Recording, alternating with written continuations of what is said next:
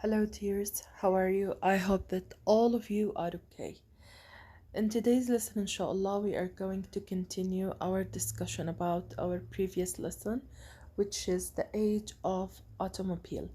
As you remember, in a previous lesson, we started talking in the beginning about the cars and how do cars become one of the most important and popular means of transport in the world, in the history on the world. Okay, and we said also that people couldn't imagine their lives without their life without having a car or without cars.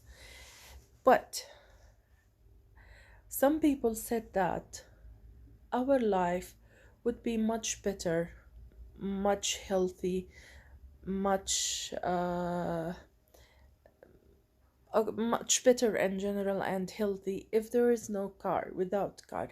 Okay, then in this paragraph we talked about the first automobile that powered by a gasoline engine in 1885 by Carl Benz. So Carl Benz introduced the first automobile which was powered by which powered by a gasoline engine in 1885. Okay, we also said that, as you remember, also حكينا برضو إنه many people see car as necessity in their lives rather than a luxury. So it is not a luxury in our life. This is not a luxury. Cars are not a luxury. They are a necessity. Okay, so necessity حكينا معناها ضرورة، والluxury احنا حكينا معناها رفاهية أو كمالية. حكينا إنه in 1888 okay Pence began selling his motor car. إذا أول شيء إحنا قلنا هو بسنة 1885 introduced the first automobile which powered by a gasoline engine. But in 1888 he started selling his motor cars, okay, or his motor car. In 5-year period يعني بس ب5 سنوات from 1888 to 1893 25 cars were sold. 25 cars يعني تقريبا 25 سيارة بوعات. أما in 2007 في سنة 2007 حكينا إنه when the sales were in its peak, the sales were in their peak يعني لما كانوا وين السيلز شو مالهم في قمتهم. قلنا peak هون تيجي بمعنى قمة أو ذروة المبيعات. باع ما يعادل 54 million point 920,000 and 317 cars were sold worldwide. يعني بيعت حول العالم 54 مليون 920 ألف 317 سيارة بيعت حول العالم. Certainly owning a car has many advantages, but shouldn't we be concerned about the disadvantages?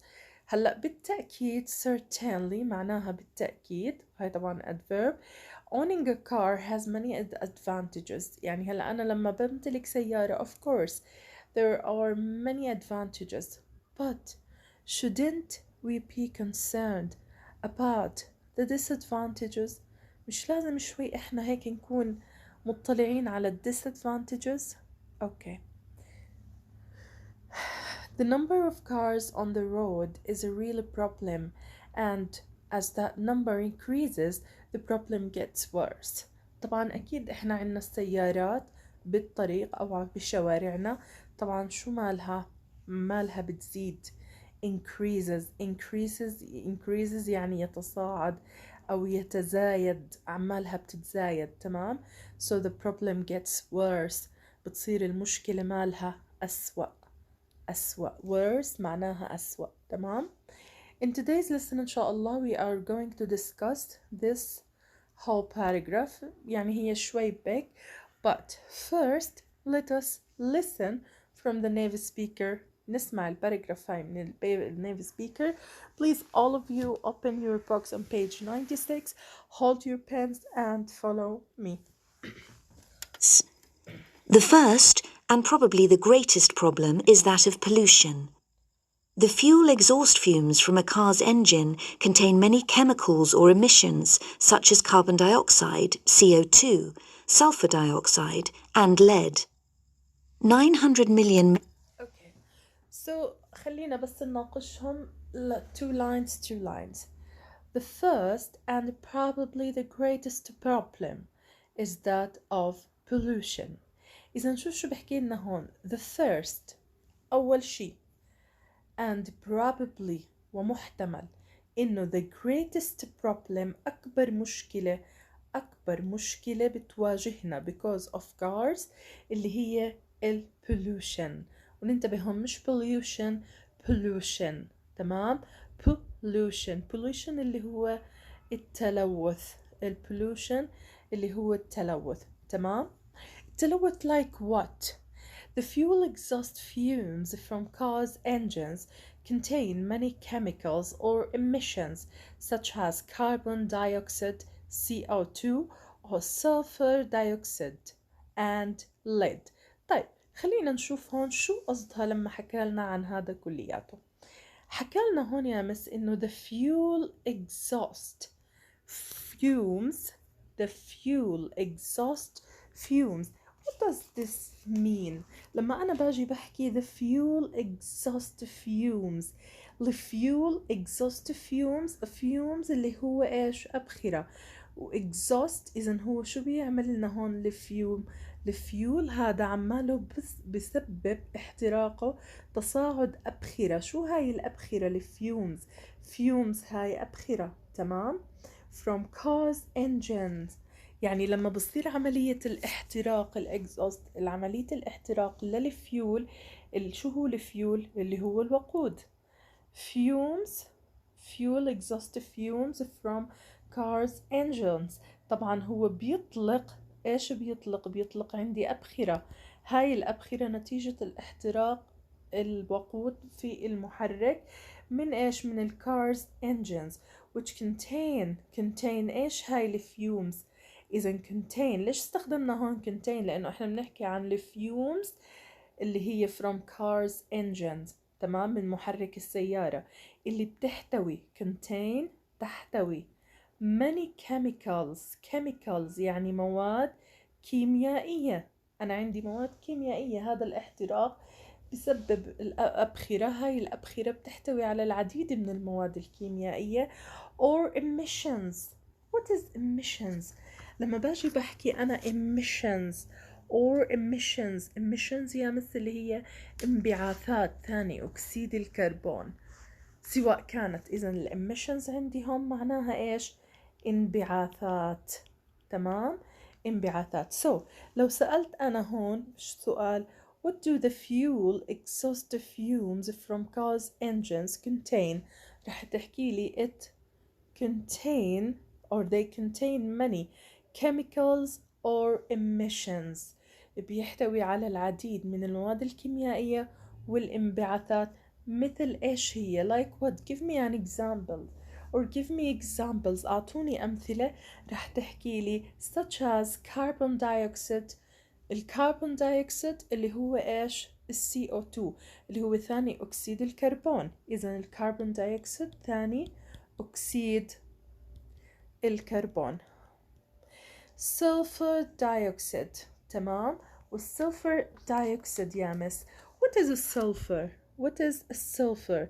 السلفر اللي هو الكبريت. سلفر دايوكسيد اللي هو ثاني أكسيد الكبريت.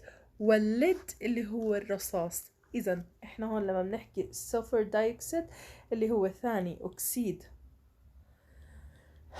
الكبريت والليد اللي هو الرصاص. شايفين قديش السيارات أو عملية احتراق الفيول in the car engines بتسبب عنا بكمية الانبعاثات this huge amount of emissions from carbon dioxide, sulfur dioxide and lead. يعني أنا عندي بصير يعني بصير في عنا إيش هون، بصير في عندي انبعاثات emissions. الانبعاثات هاي منها بتكون ثاني أكسيد الكربون، انبعاثات ثاني أكسيد الكربون، انبعاثات ثاني أكسيد الكبريت، وعنا انبعاثات الرصاص. طيب مرة تانية ناخد أهم الفوكابس اللي ذكرناها هون. حكينا هون بدنا نيجي للإميشنز، حكينا إميشنز معناها انبعاثات، لو سمحتوا كلكم تكتبوا chemicals يعني كيميائي. هلا عنا كربون دايوكسيد حكينا اللي هو ثاني أكسيد الكربون، سلفر دايوكسيد اللي هو أكسيد الكبريت، والليد اللي هو الرصاص. خلينا نكمل. Metric tons of CO2 is released into the atmosphere every year. This is a major contributor to air pollution, causing an increase in greenhouse gases and a decrease in the ozone layer. اوكي سو هلا شو بتحكي لنا هون كمان؟ بحكي لنا انه 900 million metric tons of CO2 is released into the atmosphere every year.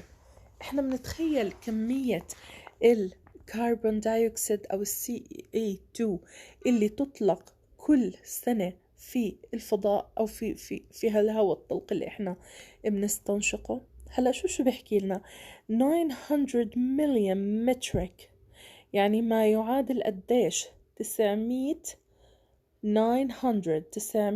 مليون مترك تونز، 900 مليون طن متر مكعب من الطن بيطلق هو CO2 is released into the atmosphere every year. يعني يطلق على غلافك الجوي الاتموسفير اللي هو الغلاف الجوي كل سنة. إذا كل سنة أنت ما يعادل تقريبا 900 مليون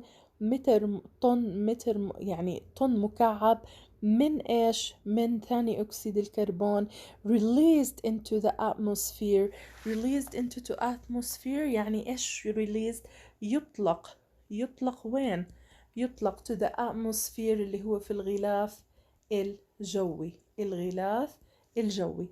إذا بدنا ننتبه يا شباب إنه it's not only about owning a car، يعني الشغلة مش بس إنه أنا أمتلك سيارة، ولكن هون بحكي لنا إنه إحنا ما يعادل 900 million metric tons of CO2. إذا أنت بتحكي عن تقريبا 900 مليون طن من ثاني أكسيد الكربون is released يعني يطلق into the atmosphere للغلاف الجوي. شايفين الغلاف الجوي كل سنة and this is a huge amount of emissions. يعني هذا إيش؟ هذا عبارة عن كمية هائلة من الانبعاثات اللي تطلق. This is a major contributor to air pollution.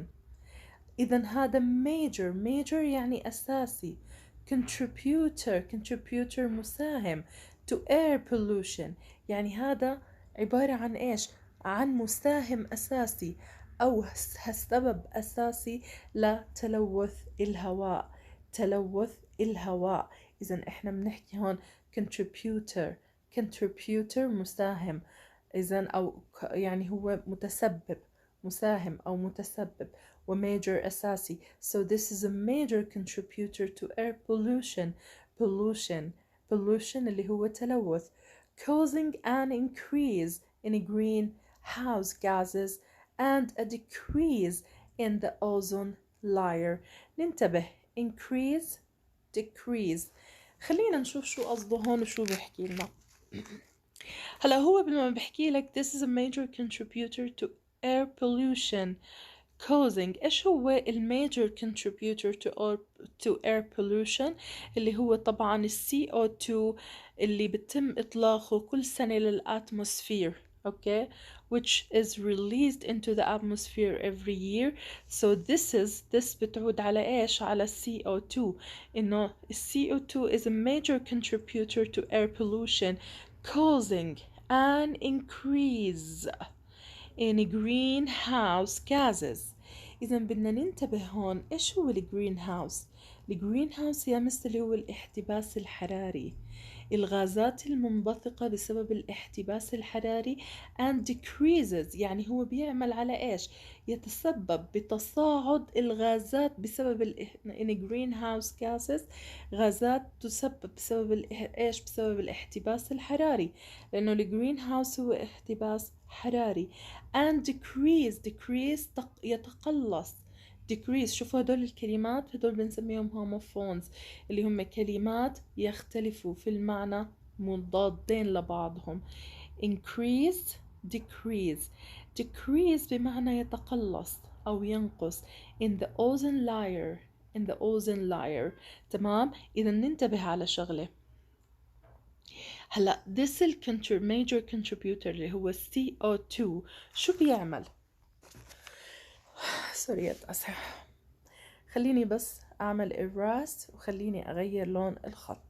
شوفوا هون شو بحكي لنا، حكالنا إنه this حكينا على إيش بتعود على CO2 اللي released into atmosphere every year، تمام، ما اختلفنا بهاي النقطة.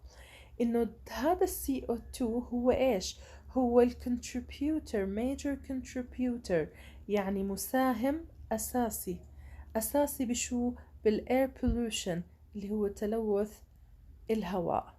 تلوث الهواء بسبب إيش؟ causing، يتسبب بشو؟ an increase، تصاعد بإيش؟ بالgreen house gases، بالغازات الدفينة، الغازات الدفينة بسبب الاحتباس الحراري and decrease، تناقص، تمام، in the ozone layer، بطبقة الأوزون، بصير عندي أنا تناقص بطبقة الأوزون، تمام.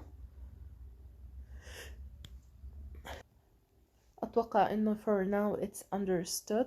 خلينا بس نرجع مرة تانية للكلمات المهمة. released يعني يطلق، تمام. atmosphere اللي هو الغلاف الجوي. عنا major contributor، حكينا contributor معناها مساهم، ومajor أساسي، مساهم أساسي. air pollution، قلنا إنه air pollution اللي هو تلوث الهواء. causing يتسبب increase، قلنا increase يعني تصاعد أو يتصاعد. إيش؟ in تصاعد بإيش هذا؟ بالgreen house gases اللي هي الغازات الدفينة بسبب الاحتباس الحراري. decrease تناقص بالأوزون layer اللي هي بطبقة الأوزون، طبقة الأوزون. طيب understood for now. خلينا نيجي هون نكمل. Greenhouse gases build up in the atmosphere and act like a blanket, trapping the sun's heat and causing the planet to warm up. We can see the results of this in more wildfires, extreme heat waves, and the melting of the polar ice caps, causing sea levels to rise. طيب هلا هو رح يحكي لنا هاي الغازات عن الجرين هاوس جازز ايش بتتسبب في ايش. شوف شو بحكي لنا: greenhouse gases build up in the atmosphere and act like a blanket. شايفين هاي الغازات الدفينة اللي بتتصاعد بسبب ثاني أكسيد الكربون اللي بيعمل على إنه تنطلق للغلاف الجوي؟ هي شو بتعمل؟ build up. شو يعني build up؟ مش معناها تبنى. build up هون يا مس بتيجي بمعنى إنه هي تتكاثف. وين؟ في الغلاف الخارجي، تمام. هي طبعا بتتكاثف في وين؟ في الغلاف الجوي في طبقة الأوزون. إذا built up in the atmosphere يعني بتتجمع أو بتتكاثف. وين؟ تتجمع أو تتكاثف in the atmosphere في الغلاف الجوي and act like a blanket. مثل إيش؟ مثل blanket، مثل غطاء، تمام. شو بيعمل هذا البلانكت؟ الغطاء بسبب الجرين هاوس جازز، تمام، اللي هي الغازات الدفينة. trapping the sun's heat يعني هي تحجب شو؟ اللي هي حرارة الشمس، بتعمل على حجب حرارة الشمس. احنا ما بنحكي عن بس مجرد غازات بتتجمع في الغلاف الخارجي وبتزيد من نسبة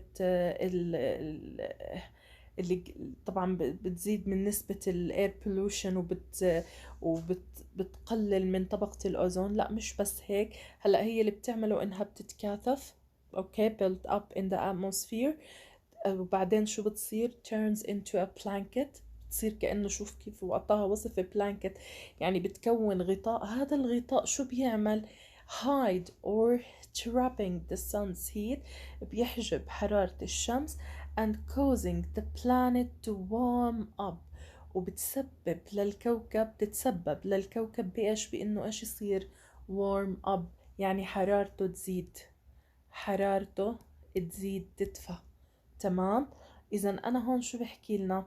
trapping the sun's heat and causing the planet to warm up. هلا الورم اب هاد شو بيعمل؟ بيعمل في عندي، أكيد في عندي other things that will happen because of this. شو هي؟ حكت لنا هون we can see the results of this. إيش هو results of this؟ results of this اللي هو causing the planet to warm، اللي هو sun's heat. حكينا trapping the sun's heat. This in more wildfires اللي هي حرائق الغابات اللي بتصير فجأة، الحرائق اللي بتنطلق فجأة. تمام؟ اللي هي حرائق الغابات.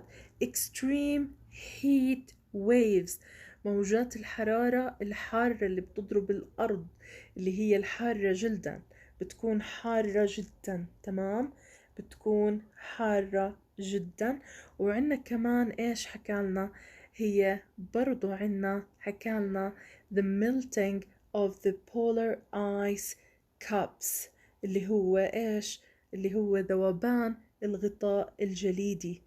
ذوبان الغطاء الجليدي القطبي الموجود في القطب المتجمد الشمالي، اللي causing sea levels to rise، اللي بيؤدي لارتفاع مستوى منسوب البحر.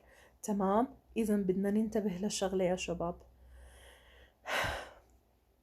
هون لما حكالنا إنه the greenhouse gases build up the atmosphere and act like a blanket. هاي البلانكت شو بتعمل؟ trapping the sun's heat، هي بتمنع إيش؟ حرارة الشمس، يعني بتجمعها لحرارة الشمس في الاتموسفير and causing the planet to warm up، وبتتسبب بإيش؟ بإنه يحمى كوكب الأرض. وقالت لنا هون شو بحكي لنا؟ بحكي لنا إنه we can see the results of this. results نتائج، بنقدر نشوف نتائج هذا الاشي. شو هو؟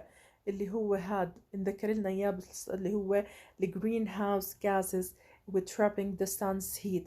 هذا كله وين بنلاقيه؟ in more wildfires. wildfires اللي هي حرائق الغابات. تمام؟ عنا كمان extreme heat waves، موجات الحرارة العالية اللي بتضربنا، موجات الحرارة العالية جدا extreme. and the melting اللي هو إيش؟ ذوبان شو؟ the melting of the polar ice caps، اللي هي الغطاء الجليدي الموجود في القطب أو القطبين المتجمدين الشمالي والجنوبي. تمام؟ بدنا ننتبه لهاي الأشياء. causing sea levels اللي بيؤدي إلى إيش؟ ل causing sea levels to rise، اللي هذا طبعا اللي هم العلماء بتنبؤوا إنه ممكن لو ذاب الجليد الموجود في القارة القطب المتجمد الشمالي والجنوبي، لو إنهم يذوبوا ممكن إنهم يسببوا بارتفاع مستويات البحر ويؤدي لتسونامي عالية جدا. ممكن كتير مدن ساحلية تختفي because of the rising in the sea level. أوكي، ممكن جدا مدن جدا تختفي بسبب هذا الذوبان. هذا إشي بيحذرنا منه العلماء كتير، اللي هو causing sea levels to rise. هذا رح يؤدي لكوارث عالية جدا أو كوارث كبيرة جدا. طيب خلينا بس نكمل. The ozone layer protects us from the sun's harmful ultraviolet rays. car emissions contribute to the thinning of the ozone layer that decreases our protection. In the USA, for example, car emissions are the second largest source of CO2. It is madness to think we can just go on producing more and more cars and ignore the damage being done. اوكي طيب شوفوا هون هو شو بحكي لنا. The ozone layer protects us from the sun's harmful ultraviolet rays. ننتبه هون لشغلة. دايما احنا بنحكي with science all the time. I guess that you have taken also in your science subject, you have talked about this subject many times, that the ozone layer protects us from the sun's harmful ultraviolet rays. يعني هي بتحمينا، طبقة الأوزون يا مس بتحمينا من إيش؟ بتحمينا من الأشعة الفوق بنفسجية اللي بتتسبب فيها الشمس. إذا الأوزون لاير، طبقة الأوزون protects يعني بتحمينا، protects us from the sun's harmful يعني مؤذي، تمام، مؤذي، ultraviolet rays. شو هي الالترافايولت ريز؟ اللي هي الأشعة فوق البنفسجية، تمام. كلمة أصلا rays اللي هي أشعة، وعندنا هون ultraviolet اللي هي فوق بنفسجي، وharmful مؤذية، وهي طبعا هاي الأشعة مؤذية جدا جدا جدا، تمام. ultraviolet rays اللي هي الأشعة فوق البنفسجية. طيب car emissions contribute to the thinning of the ozone layer that decreases our protection.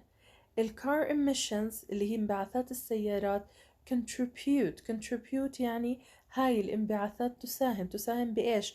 the thinning of the ozone layer، اللي هو إنها تخلي طبقة الأوزون رقيقة، طبقة رقيقة thinning، طبقة رقيقة جدا من الأوزون لاير that decreases بتقلل من إيش؟ برضو هاي ذكرت مرة أخرى decreases تقلل من شو؟ our protection من حمايتنا. إذن هاي emissions، car emissions تساهم contribute to the thinning of the ozone layer that decreases our protection، اللي بتقلل من إيش؟ بتقلل من حمايتنا. إذن this is why some people think that our life would be much better without cars. إذا مرة تانية حكينا إنه car emissions contribute to the thinning of the ozone layer، اللي هو إيش يعني thinning of the ozone layer؟ رقة طبقة الأوزون اللي بتحمينا من أشعة الشمس الفوق بنفسجية that decreases اللي بتقلل من our protection اللي هي حمايتنا. For example أعطانا هون إنه USA for example car emissions are the second largest source of CO2. هلا for example حكالنا إنه في USA لما يجوا يقيسوا إنه إيش الأشياء اللي بتتسبب بانبعاث ثاني أكسيد الكربون، اللي هو طبعا اكتشفوا حكوا إنه الكار emissions، الانبعاثات اللي بتصير من السيارات هي second يعني هي تاني أكبر second largest source، تاني أكبر مصدر من مصادر ثاني أكسيد الكربون. إذن هي ثاني أكبر second largest source. إذن هون عنا second largest، هدول largest adjective، وعنا source noun معناها مصدر of CO. It's madness to think we can just go on producing more and more cars and ignore the damage being done.